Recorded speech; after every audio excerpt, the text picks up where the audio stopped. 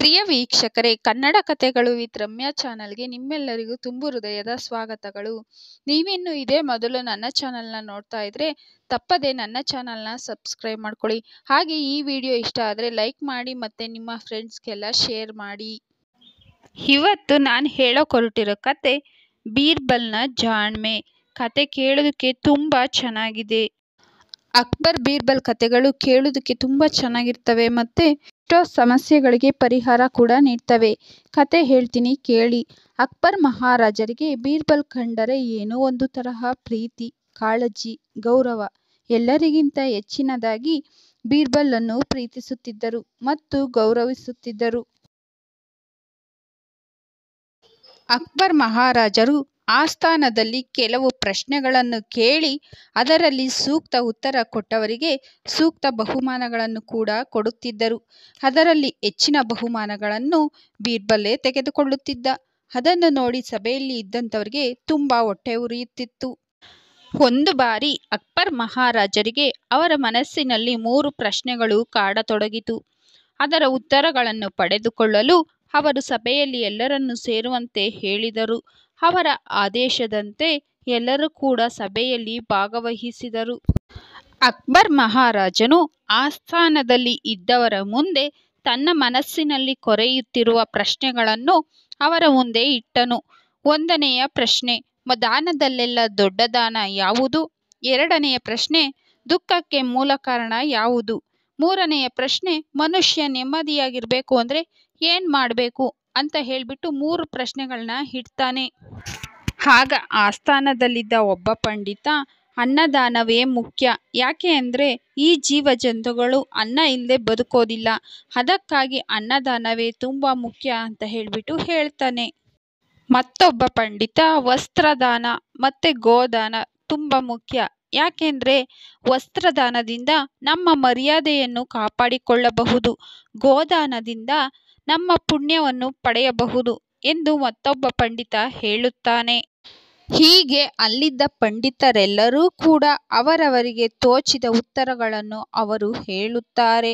ಆದರೆ ಅವರು ಕೊಟ್ಟ ಉತ್ತರಗಳಿಂದ ಅಕ್ಬರ್ ಮಹಾರಾಜರ ಮನಸ್ಸು ಮಾತ್ರ ಸಮಾಧಾನವಾಗುವುದಿಲ್ಲ. ಅವರು ಕೊನೆಗೆ ಬೀರ್ಬಲ್ಗೆ ಉತ್ತರಿಸಲು ಹೇಳುತ್ತಾರೆ. ಆಗ ಬೀರ್ಬಲ್ ಹೇಳುತ್ತಾನೆ, ದಾನದಲ್ಲೆಲ್ಲ ದೊಡ್ಡ ದಾನ ವಿದ್ಯಾದಾನ. ಯಾಕೆ ಅಂದರೆ ಅನ್ನದಿಂದ ಒಂದು ಹೊತ್ತಿನ ಹಸಿವು ನೀಗಬಹುದು, ವಸ್ತ್ರದಾನದಿಂದ 1 ವರ್ಷ ನಮ್ಮ ಮರ್ಯಾದೆ ಕಾಪಾಡಿಕೊಳ್ಳಬಹುದು. ಗೋದಾನ ಭೂದಾನಗಳು ಶಾಶ್ವತ ಸುಖವನ್ನು ನೀಡಲಾರವು. ಆದರೆ ವಿದ್ಯಾದಾನವನ್ನು ಮಾಡಿದರೆ ಅವರು ಜೀವನ ಪರ್ಯಂತ ತುಂಬ ಸುಖದಿಂದ ಇರುವರು. ಆದ್ದರಿಂದ ವಿದ್ಯಾದಾನವೇ ದೊಡ್ಡ ದಾನ ಎಂದು ಮನಸ್ಸಿಗೆ ತುಂಬ ಖುಷಿ ಕೊಡುವ ಉತ್ತರವನ್ನು ಬೀರ್ಬಲ್ ಹೇಳುತ್ತಾನೆ. ಇನ್ನು 2ನೆಯ ಪ್ರಶ್ನೆಗೆ ಸಭೆಯಲ್ಲಿದ್ದ ಪಂಡಿತರೆಲ್ಲರೂ ಕೂಡ ಒಂದೇ ಉತ್ತರ ಕೊಡುತ್ತಾರೆ. ಅದೇನೆಂದರೆ ಮನುಷ್ಯ ನೆಮ್ಮದಿಯಾಗಿರಬೇಕು ಅಂದರೆ ಹಣ ಮತ್ತು ಅಂತಸ್ತು ತುಂಬಾ ಮುಖ್ಯ ಅಂತ ಹೇಳಿಬಿಟ್ಟು ಎಲ್ಲರೂ ಕೂಡ ಒಂದೇ ಉತ್ತರ ನೀಡುತ್ತಾರೆ. ಆದರೆ ಬೀರ್ಬಲ್ ಆ ಪ್ರಶ್ನೆಗೆ ಏನು ಉತ್ತರ ಕೊಡುತ್ತಾನೆ ಅಂದರೆ ಮನುಷ್ಯ ತುಂಬಾ ನೆಮ್ಮದಿಯಾಗಿ ಇರಬೇಕು ಅಂದರೆ ಆರೋಗ್ಯ ಭಾಗ್ಯ ತುಂಬ ಮುಖ್ಯ. ಯಾಕೆ ಅಂದರೆ ಅವನು ಆರೋಗ್ಯವಾಗಿ ಇದ್ದರೆ ಎಂತಹ ಸಮಸ್ಯೆ ಬಂದರೂ ಧೈರ್ಯವಾಗಿ ಎದುರಿಸುತ್ತಾನೆ ಎಂದು ಹೇಳುತ್ತಾನೆ. ಬೀರ್ಬಲ್ ಕೊಟ್ಟಂತಹ ಉತ್ತರಗಳನ್ನು ಕೇಳಿ ಅಕ್ಬರ್ ಮಹಾರಾಜರಿಗೆ ತುಂಬಾ ಖುಷಿಯಾಗುತ್ತದೆ. ಇನ್ನು 3ನೆಯ ಪ್ರಶ್ನೆಗೆ ಸಭೆಯಲ್ಲಿದ್ದ ಪಂಡಿತರೆಲ್ಲರೂ ಕೂಡ ಒಂದೇ ಉತ್ತರ ಕೊಡುತ್ತಾರೆ. ಅದೇನೆಂದರೆ ಚಿತೆಯು ಸತ್ತ ವ್ಯಕ್ತಿಯನ್ನು ಸುಡುತ್ತದೆ, ಆದರೆ ಚಿಂತೆ ಜೀವಂತ ವ್ಯಕ್ತಿಯನ್ನು ಸುಟ್ಟು ಹಾಕುತ್ತದೆ. ಚಿಂತೆಯು ಮಾನಸಿಕ ಮತ್ತು ಶಾರೀರಿಕ ಶಕ್ತಿಯನ್ನು ಹಾಳು ಮಾಡುತ್ತದೆ. ಆದುದರಿಂದ ಚಿಂತೆಯೇ ದುಃಖಕ್ಕೆ ಕಾರಣ ಎಂದು ಅಲ್ಲಿನ ಪಂಡಿತರೆಲ್ಲರೂ ಹೇಳುತ್ತಾರೆ. ಆಗ ಬೀರ್ಬಲ್ ಹೇಳುತ್ತಾನೆ, ಅತಿ ಆಸೆಯು ಚಿಂತೆಗೆ ಕಾರಣವಾಗುತ್ತದೆ. ಅತಿ ಆಸೆಗಳಿಂದ ಎಷ್ಟೋ ಕಷ್ಟಗಳು ಮತ್ತು ದುಃಖಗಳು ಹುಟ್ಟಿಕೊಳ್ಳುತ್ತವೆ. ಅತಿ ಆಸೆಯಿಂದ ನಮ್ಮ ಜೀವನ ಹಾಳಾಗುತ್ತದೆ.